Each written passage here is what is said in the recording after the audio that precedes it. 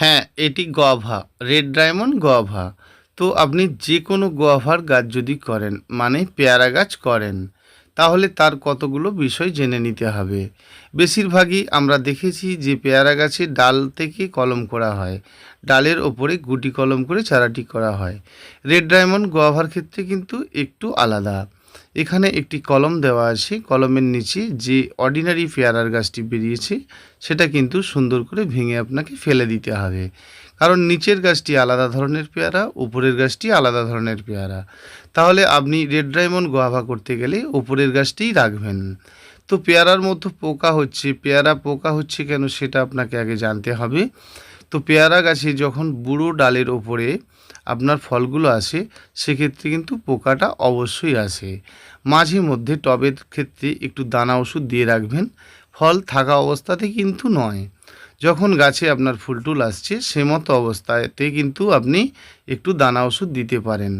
তাহলে আপনি পেয়ারা গাছ যখন রোপণ করছেন, কেবলমাত্র আপনি প্লেনভাবে রোপণ করছেন, টবের নিচে নুড়ি দিচ্ছেন, বালি মাটি একসঙ্গে মাখছেন, পারলে একটু ভার্মি কম্পোস্ট দিন, না থাকলে আপনার দেওয়ার দরকার নেই।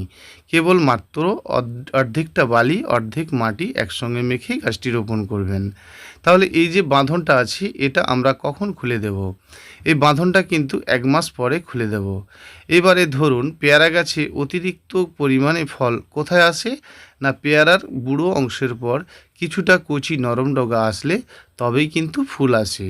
তাহলে পেয়ারা গাছে ফল শেষ হয়ে গেলে দেখতেই পাচ্ছেন নিচের এই কালো অংশের ওপরটা কিন্তু নরম অংশ, মানে নরম অংশ মানেই কিন্তু আপনার ফুলটা আসবে।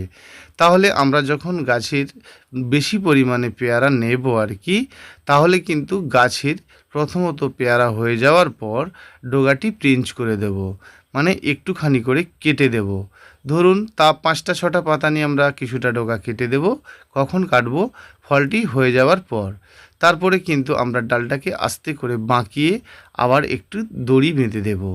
তাহলে পরিমাণে কিন্তু প্রচুর পরিমাণে পেয়ারা হবে। যদি আপনি এটা না করতে পারেন, কেবলমাত্র ডগাটি অবশ্যই কিন্তু আপনি কাটবেন। যত পেয়ারার ডগা কাটবেন, কচি নরম শাখা বেরোবে, তত বেশি পরিমাণে কিন্তু আপনার পেয়ারা হবে। তাহলে আপনি বুঝে গেলেন পেয়ারা গাছ রোপণ করার ব্যাপারটা। প্রথমত টবে নিচে নুড়ি দিচ্ছেন, বালি আর মাটি মেখে গাছটি রোপণ করছেন। একটি একটি ডাল আছে, পেয়ারা কোথায়? দুটো পেয়ারা হয়েছে আর পেয়ারা নেই, তাহলে পেয়ারার ডগাটি আপনি কেটে দিন। অনেক শাখা বেরোলে প্রচুর পরিমাণে কিন্তু আপনার পেয়ারা বেরোবে। মনে রাখতে হবে কলমের নিচ থেকে যেন গাছটি না বেরোয়, বিশেষ করে এই রেড ডায়মন্ড গোয়াভার ক্ষেত্রে। অবশ্যই বেশি পরিমাণে যখন আপনি পেয়ারা ফল নেবেন, অবশ্যই ডগাটি কিন্তু কাটবেন। বেশ কিছুটা করে না হলেও 5 থেকে 6টি পাতা পর্যন্ত আপনি কেটে দিতে পারেন।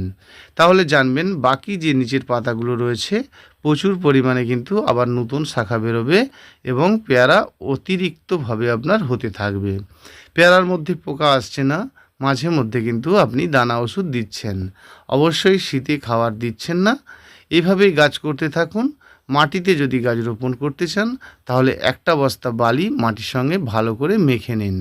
গাছের গোড়ায় যতটুকু মাটি আছে ঠিক ততটুকুই গাছটি রোপণ করুন।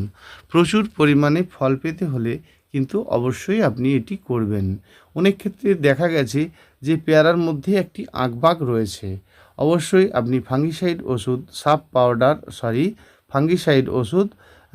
পাউডার নয়, ঠিকই আছে, সাপ পাউডার সাথে কিন্তু একতারা, দুটোতে 2 গ্রাম একসাথে 1 লিটার জলে দেবেন। নমস্কার বন্ধুরা, ভালো থাকবেন।